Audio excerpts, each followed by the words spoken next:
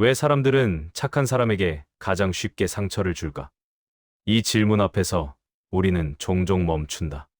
누군가에게 잘해준 것이 죄는 아니었는데, 왜 그럴수록 무시당하고 가볍게 취급받고 이용당하는 걸까? 우리는 어릴 때부터 그렇게 배웠다. 양보해라. 참아라. 먼저 웃어라. 먼저 이해해라. 그게 착한 사람의 모습이고, 바른 사람의 자세라고. 하지만 살아보니 알겠다. 착한 사람이 존중받는 게 아니라 거절 못하는 사람이 소비되는 세상이라는 걸. 한 번 도와줬을 땐 고마웠던 사람이 3번 도와주면 어느새 요구하는 사람이 되고 5번쯤 되면 원래 그래야 하는 사람이 된다. 그리고 어느 날 당신이 말한다. 이해 안 해. 이번엔 도와줄 수 없을 것 같아. 그제야 그들은 진짜 얼굴을 꺼낸다. 무례함, 서운함, 비난, 그리고 침묵이라는 형식의 처벌까지. 그 순간 깨닫는다. 그들이 좋아했던 건 당신의 마음이 아니라 당신의 무방비한 친절이었다는 사실을. 쇼펜하우어는 냉정하게 말했다. 과한 친절은 미덕이 아니라 약점이며 천박한 사람의 먹이가 될 뿐이다. 이 말은 차갑지만 잔인하게 정확하. 친절은 나쁜 것이 아니다.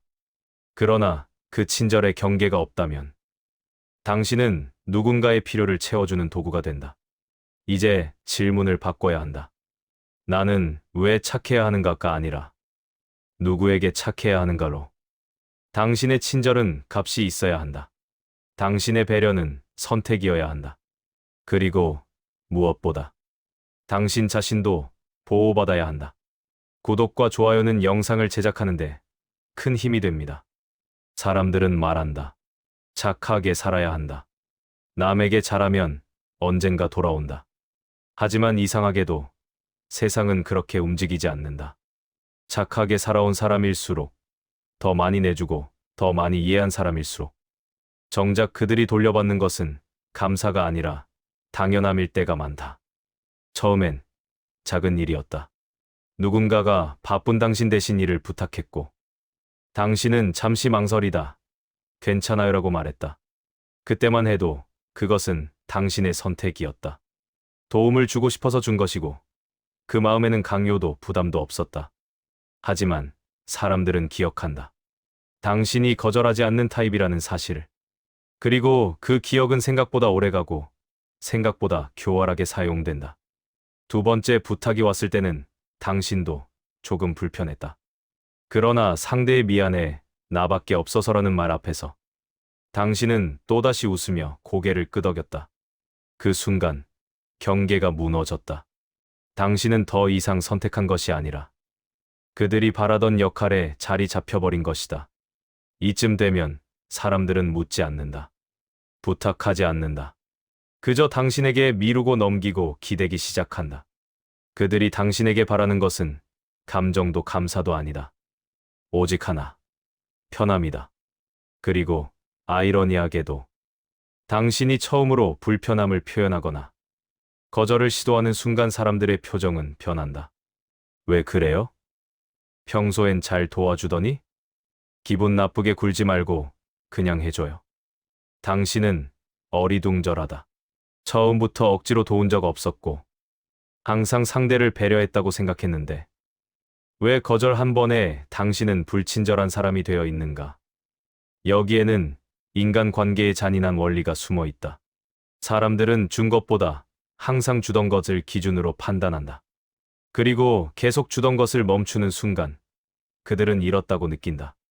즉, 상대가 고마워했던 것은 당신의 친절이 아니라 당신이 제공하던 이익이었다는 뜻이다. 쇼펜하우어는 이런 인간 심리를 정확히 간파했다. 그는 말했다. 너무 친절하면 사람들은 그것을 성품이라 생각하지 않는다. 그들은 그것을 의무로 여긴다. 그래서 착한 사람들은 혼란을 겪는다. 내가 뭘 잘못했을까? 내가 너무 민감한 걸까? 이 정도도 이해 못하면 내가 나쁜 사람일까? 아니다. 문제는 당신의 착함이 아니라 착함이 경계 없이 흘러나왔다는 것이다. 친절함은 미덕이지만 그 친절이 원칙 없이 주어질 때 사람들은 그것을 무한정 이용 가능한 자원으로 받아들인다. 이제 질문해야 한다.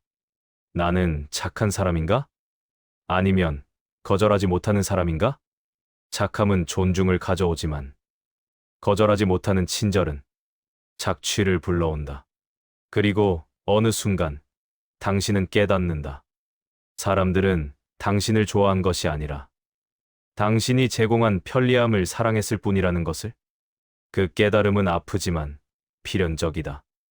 왜냐하면 그때부터 비로소 관계가 다시 정의되기 때문이다. 당신의 시간이, 에너지가, 감정이 더 이상 아무나 손댈 수 있는 것이 아님을 알게 되기 때문이다. 착하게 살아라 라는 말은 틀리지 않았다. 하지만 그 말에는 반드시 덧붙여야 할 문장이 있다.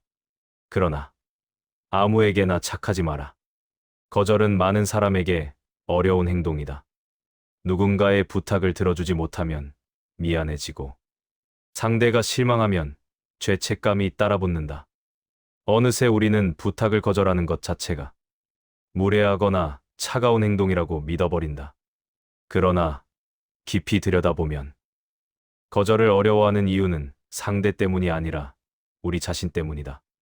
우리는 타인의 감정보다 그 감정을 통해 나를 판단할 시선을 두려워한다. 이기적인 사람으로 보이면 어쩌지? 싫은 사람이라고 느끼면 어쩌지? 나를 멀리하면 어쩌지?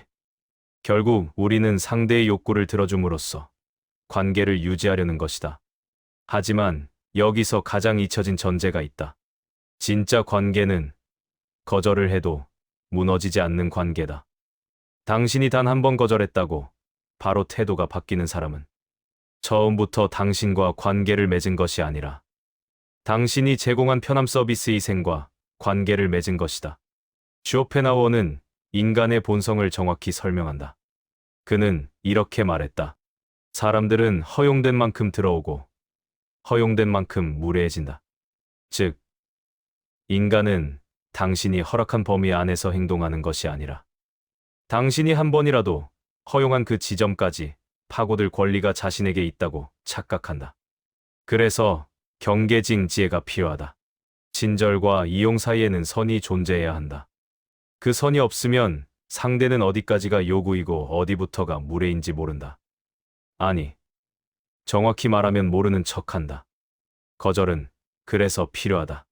거절은 상대를 밀어내기 위한 행동이 아니라 관계를 명확히 구분하는 표시다. 거절하면 관계가 멀어진다면? 그 관계는 처음부터 관계가 아니었다. 거절은 이렇게 말하는 것이다. 나는 너에게 친절할 수 있다. 하지만 내가 원할 때, 내가 결정한 방식으로. 이 단호함 속에서 비로소 친절의 가치가 회복된다. 항상 주어지는 친절은 공기처럼 당연해지지만 선택된 친절은 사람을 겸손하게 만들고 감사를 남긴다. 하지만 거절에는 기술이 필요하다. 무례하지 않게, 그러나 흐리지 않게.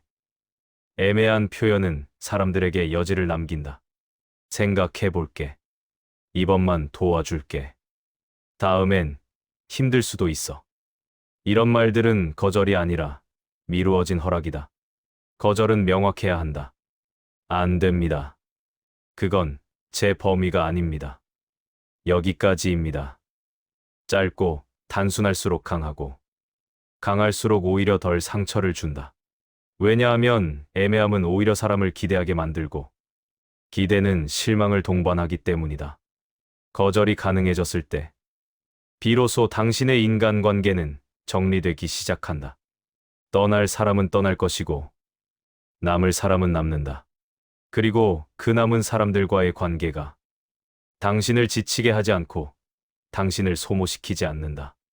착함은 사라지지 않는다. 다만 이제는 가려지는 친절이 된다. 아무에게나 주지 않는 마음, 원칙이 있는 호의, 경계가 있는 따뜻함. 그때 당신의 친절은 마침내 힘을 가진다. 거절은 그래서 차가운 행위가 아니다. 그것은 선언이다. 나는 나를 함부로 대하지 않는다. 그리고 이 선언이 끝나야만 당신의 친절은 더 이상 약점이 아니라 당신의 품격이 된다. 우리는 종종 이렇게 말한다. 모든 사람에게 똑같이 대해야 한다. 하지만 그것은 이상적인 말일 뿐, 현실에서는 위험한 생각이다. 왜냐하면 모든 사람이 친절을 받을 자격이 있는 것은 아니기 때문이다. 세상에는 크게 세 종류의 사람이 있다. 첫째, 당신의 친절을 감사로 받는 사람. 둘째, 당신의 친절을 권리로 착각하는 사람. 그리고 마지막, 당신의 친절을 이용해 당신 위에 서려는 사람. 문제는 이 셋이 처음부터 구분되지 않는다는 것이다. 처음엔 모두 비슷해 보인다. 말투도 괜찮고, 태도도 부드럽고, 부탁도 정당해 보인다. 그러나 시간이 지나면 드러난다. 당신의 경계를 어떻게 대하는지, 당신의 아니오를 어떻게 해석하는지에서 착한 사람들의 공통된 실수는 모두가 나처럼 생각할 거라 믿는 것이다. 당신은 배려하면 배려를 돌려줄 거라 믿고, 정직하면 정직을 받을 거라 생각한다. 하지만 일부 사람들은 그렇게 반응하지 않는다. 그들은 이렇게 생각한다. 아, 이 사람은 참아도 되는 사람이구나. 이 사람에게는 조금 더 요구해도 되겠네. 조금만 더 밀면 해줄 거야. 그들의 머릿속에는 도리도 미안함도 없다. 오직 하나. 내가 이 관계에서 얻을 수 있는 이익만 존재한다. 쇼펜하우어는 이런 사람들을 두고 천박한 자라고 표현했다. 그는 말했다. 천박한 자는 당신의 침묵을 동의로, 당신의 인내를 약점으로 해석한다. 그래서 사람을 가려대하는 건 오만함이 아니라 지혜다. 모든 요청에 응답할 필요는 없다. 모든 관계를 잡고 있을 이유도 없다. 누구에게는 문을 열고 누구에게는 문을 닫는 것이 당신의 삶을 단단히 지키는 방식이다. 그 기준은 단순하다. 거절을 이해하는 사람에게는 친절을 줘라. 당연하다는 듯 요구하는 사람에게는 거리를 둬라. 당신의 배려에 되돌림이 있는 사람과 관계를 이어라. 당신을 사용하려는 사람과는 단호히 끊어라. 그리고 중요한 기준 하나가 더 있다. 당신을 불편하게 만드는 사람에게 친절할 이유는 없다. 우리는 오래도록 불편함을 내가 참아야 하는 감정으로 배워왔다. 하지만 그 불편함은 당신의 감정이 보내는 경고다. 이 사람은 너를 소모시키고 있다. 더 늦기 전에 듣는 것이 현명하다. 사람을 가려대하는 건 비열함이 아니다.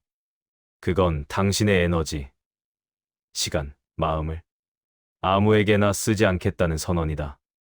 이제 물어야 한다. 누가 당신 옆에 있을 가치가 있는가? 누가 당신의 친절을 누릴 자격이 있는가? 누가 당신 삶에 더해지는 사람이고, 누가 당신을 고갈시키는 사람인가? 당신의 친절은 모두를 위한 것이 아니다. 선택받은 사람을 위한 것이다. 그때 비로소 당신의 친절은 가벼운 호의가 아니라 품격이 된다. 당신은 아마 이렇게 생각했을 것이다. 내가 잘하면 관계는 더 좋아질 거야. 내가 한 번 더 이해하면 이 사람도 언젠가는 나를 이해해 주겠지. 내가 조금만 더 참고 맞춰주면 갈등 없이 지낼 수 있을 거야. 하지만 시간이 지날수록 이상한 사실을 깨닫는다. 참으면 가까워지는 게 아니라 참는 사람이 혼자가 된다. 당신은 항상 맞춰왔고, 항상 들어줬고, 항상 양보했다. 그런데 어느 순간부터 대화는 요청이 되었고, 부탁은 명령이 되었고, 호의는 빚이 되었다. 그리고 당신이 조용히 단 하나의 문장을 꺼냈던 날, 이번엔 안 될 것 같아. 그 말 하나에 상대의 표정은 순식간에 식었다. 마치 당신이 지금까지 해준 모든 걸 단 한순간에 부정해도 된다는 듯. 그때 당신 가슴 안에서는 말로 설명할 수 없는 감정 하나가 올라온다. 내가 대체 어디서부터 틀린 걸까? 그 질문은 사실 자책이 아니다. 그건 상처가 말하는 방식이다. 당신은 이용당했다. 그걸 알고 있었지만 그 사실을 인정하는데 시간이 걸렸을 뿐이다. 왜냐하면 당신은 애초에 이용당할 마음으로 친절했던 게 아니었으니까. 당신은 좋은 사람이 되고 싶었을 뿐이다. 나쁜 사람 되기 싫어서. 누군가 상처받을까봐. 관계가 멀어질까봐. 하지만 진실은 잔인하다. 착한 사람 옆에는 온기가 모이지 않는다. 착한 사람 옆에는 기대하는 사람만 모인다. 당신이 힘들다고 말한 적 있는가? 아마 거의 없을 것이다. 말해도 소용없다는 걸 이미 알고 있기 때문이다. 왜냐하면 그들은 당신의 마음이 아니라 당신의 역할에 익숙해져 있었으니까. 언제나 들어주는 사람, 언제나 이해하는 사람, 언제나 뒤로 물러나는 사람, 그리고 언제나 침묵하는 사람. 그 자리를 오래 지킨 사람은 결국 알아차린다. 내가 없어도 괜찮은 사람이 아니라 내가 필요해서 가까이 있던 사람들이었구나. 이 깨달음은 잔인하지만 한 가지 중요한 사실을 일깨운다. 다 주어야 사랑받는 관계라면 그건 관계가 아니라 거래다.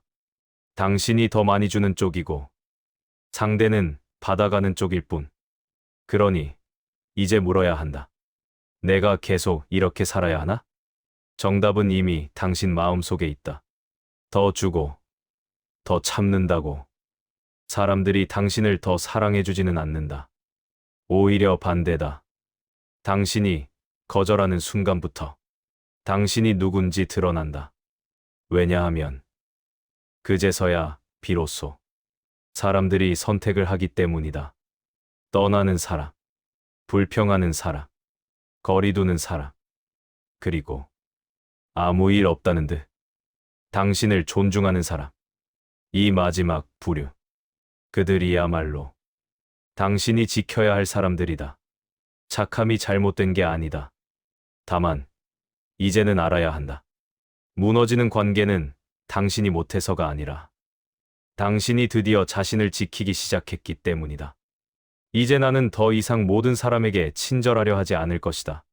좋은 사람이라는 이름을 지키기 위해 내 시간을 내어주고 감정을 희생하고 내 삶을 뒤로 미루던 방식은 여기서 끝이다.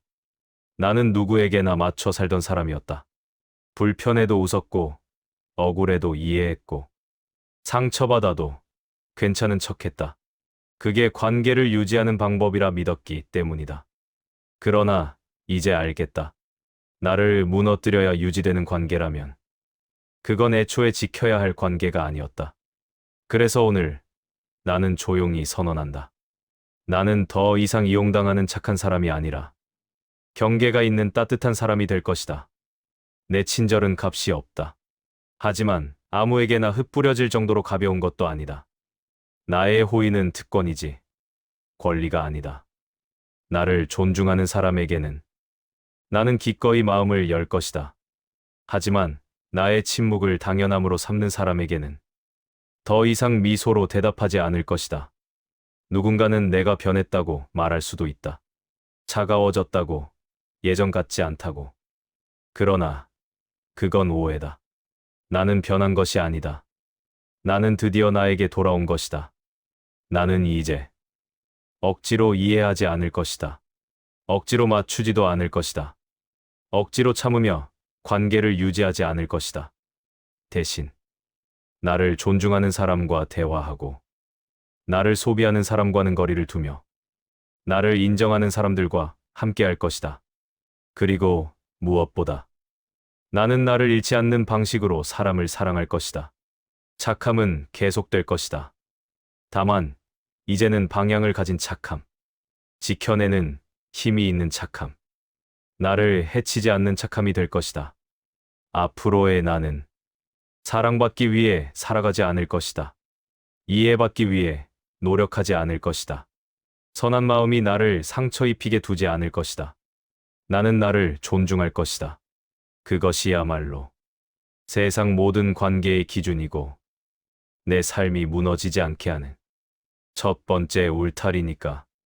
그리고 마지막으로 나는 이렇게 말할 수 있는 사람이 될 것이다.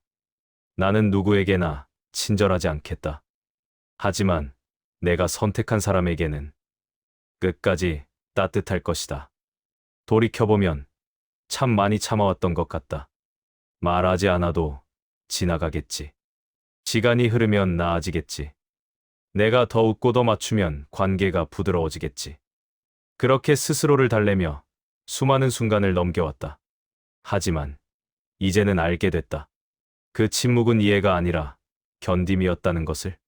그 미소는 친절이 아니라 피로 위에 덮은 가면이었다는 것을. 그 착함은 사랑이 아니라 두려움과 죄책감의 다른 이름이었다는 것을. 그러나 그 사실을 깨달았다고 해서 스스로를 탓할 필요는 없다. 우리는 몰랐기 때문이다. 더 좋은 방식이 있다는 걸. 거절이 무례가 아니라 자기 존중이라는 걸. 사람을 가려대하는 것이 차가움이 아니라 나를 보호하는 지혜라는 걸. 이제야 조금씩 이해하게 된다. 왜 어떤 날은 숨이 막히듯 힘들었는지. 왜 어떤 관계는 유지할수록 나만 달아갔는지. 왜 마음 깊은 곳에서 설명할 수 없는 공허함이 자랐는지. 그건 잘못 사랑해서가 아니라 나를 잃어가며 사랑했기 때문이었다. 그래서 이제부터는 조금 더 나에게 친절해지려 한다. 내가 바라던 이해와 존중을 먼저 내가 나에게 건네주려 한다. 다른 사람에게 내어주기만 하던 마음을 이제는 나 자신에게도 돌릴 것이다. 천천히, 그러나 분명하게. 그리고 언젠가 오늘의 결심이 익숙한 습관이 되고 경계가 자연스러운 태도가 되고 내 마음이 상처가 아닌 힘으로 남게 되는 날, 나는 알게 될 것이다. 그 긴 시간 동안 나는 누군가에게 보여주기 위해 착한 사람이 된 것이 아니라 나 자신을 지키는 방법을 배우며 따뜻한 사람이 되어가고 있었다는 것을. 이제 괜찮다. 늦지 않았다. 오늘부터 다시 시작해도 된다. 이 말로 우리는 스스로를 품어준다. 나는 나를 해치지 않는 방식으로 다시 살아갈 것이다.